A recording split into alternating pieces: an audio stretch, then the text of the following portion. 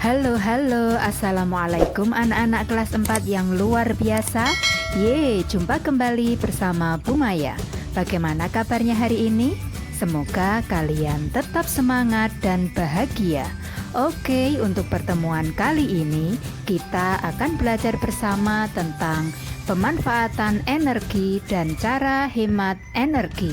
Materi ini adalah materi kelas 4, tema 2, subtema yang kedua. Yuk kita mulai belajar bersamanya. Tujuan pembelajaran kita hari ini yang pertama yaitu siswa dapat mengidentifikasi perubahan energi pada saat alat digunakan. Yang kedua, siswa dapat menjelaskan cara menghemat energi. Kita dapat menemukan energi di sekitar kita. Energi tidak dapat dilihat tapi dapat dirasakan pengaruhnya. Energi merupakan sumber penggerak alat atau tubuh kita. Energi sangat berguna bagi makhluk hidup untuk melakukan kegiatan sehari-hari. Matahari merupakan sumber energi terbesar di bumi. Karena energi cahaya dan panas yang dihasilkan oleh matahari bisa dimanfaatkan oleh seluruh makhluk di bumi. Selain matahari, masih ingatkah kamu contoh sumber energi yang lainnya? Ya, betul sekali. Contoh sumber energi yang lainnya yaitu listrik, gas, batu bara, minyak bumi, kayu atau arang, aki, air, baterai, dan sebagainya. Nah, sumber-sumber energi tadi bisa menghasilkan energi.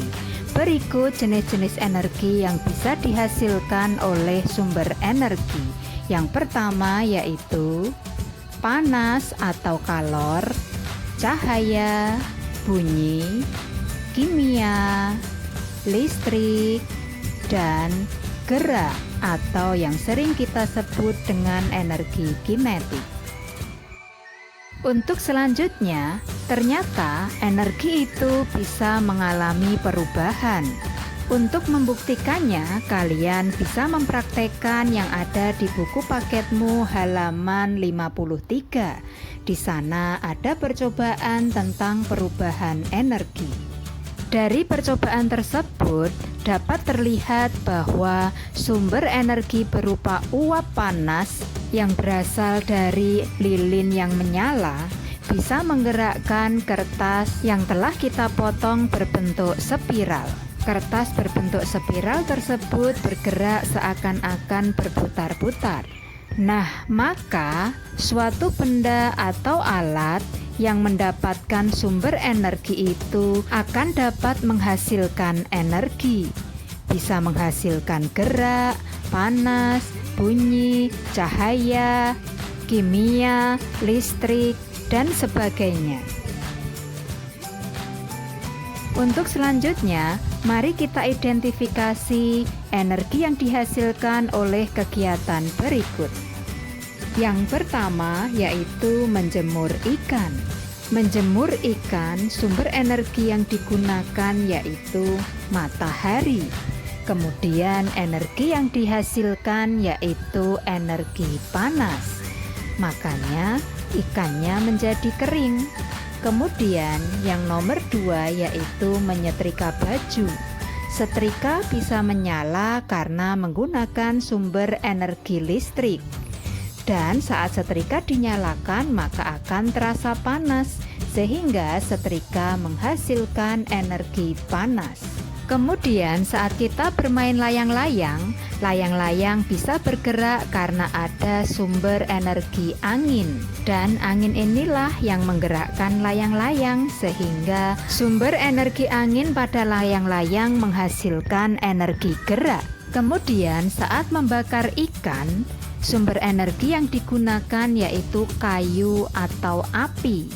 Kemudian kayu atau api ini akan menghasilkan panas, sehingga membuat ikannya menjadi matang. Untuk selanjutnya, berikut contoh alat yang menggunakan sumber energi listrik. Ada kulkas, TV, setrika, blender, dan kipas angin. Untuk selanjutnya, berikut contoh perubahan energi pada alat elektronika atau alat-alat listrik. Yang pertama yaitu kipas dan blender. Kipas dan blender bisa menyala karena listrik. Berarti sumber energi alat ini adalah listrik.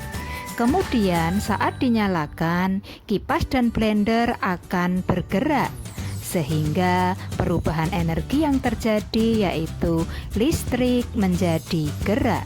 Nah, contoh alat elektronik yang mengalami perubahan energi dari listrik menjadi gerak seperti blender dan kipas angin yaitu mesin cuci, mixer, dan eskalator.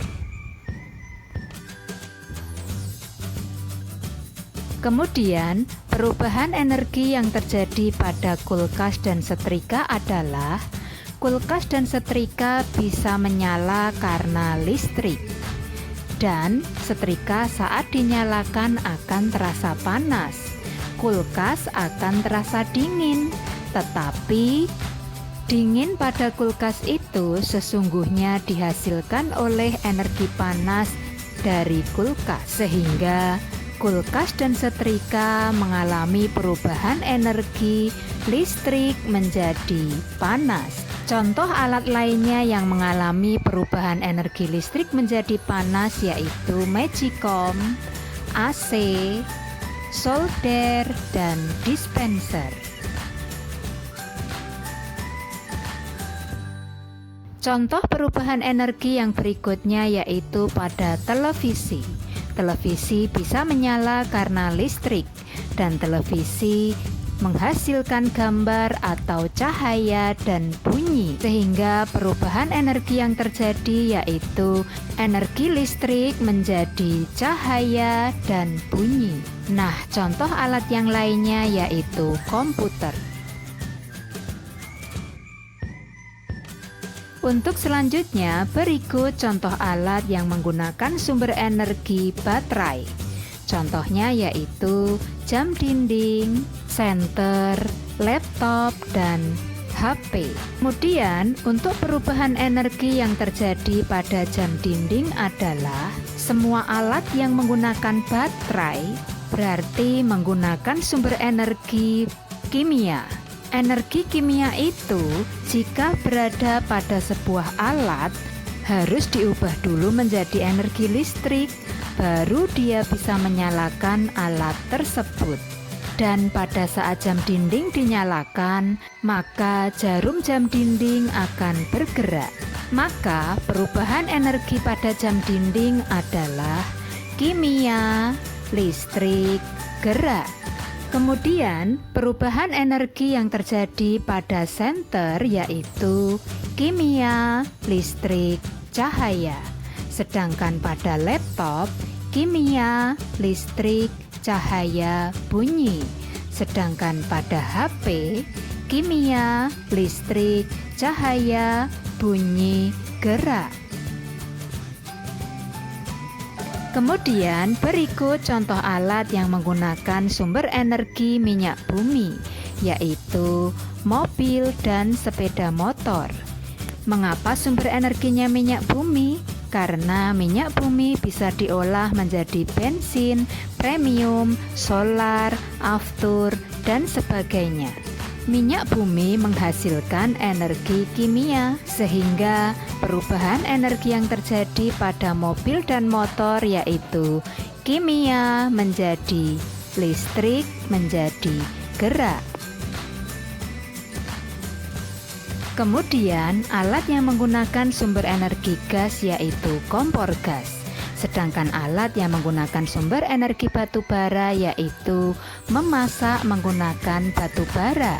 Perubahan energi yang terjadi pada kedua alat ini yaitu energi kimia menjadi panas. Untuk selanjutnya, contoh kegiatan yang menggunakan sumber energi kayu atau arang adalah membakar bakso atau sate. Perubahan energinya yaitu kimia menjadi panas.